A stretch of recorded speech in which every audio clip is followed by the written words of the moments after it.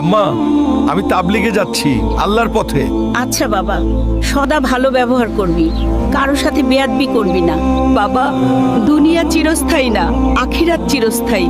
আমি দোয়া করি তুমি যেন এক আল্লাহওয়ালা হয়ে আমার কাছে ফিরে আসো। মায়ের দোয়া মাথায় নিয়ে আমি রওনা দিলাম আল্লাহর পথে। জানি না কি হবে, কিন্তু জানি আল্লাহ আমাকে খালি হাতে ফেরাবেন না। হাদিসে এসেছে, যে আল্লাহর পথে জ্ঞান অর্জন করে এবং তা মানুষের মাঝে প্রচার করে, আল্লাহ তাকে জান্নাতে উঁচু স্থান দান করবেন। আলহামদুলিল্লাহ। আসসালামু আলাইকুম ভাইরা। চায়ের দোকানে, খেলাধুলার মাঠে, বিভিন্ন আড্ডায় সময় নষ্ট না করি, এই সময়টা আল্লাহর ইবাদতে কাটিয়ে দিই। ইনশাআল্লাহ। একবার সুবহানাল্লাহ বললে আল্লাহ তাআলা তার জন্য জান্নাত একটা গাছ তৈরি করে। এই গাছটি দ্রুতগামী ঘোড়া যদি 500 বছর পর্যন্ত দৌড়ায়, সেই রাস্তা শেষ হবে না। ভাইজান, কমেন্টে সুবহানাল্লাহ বলে যাবে।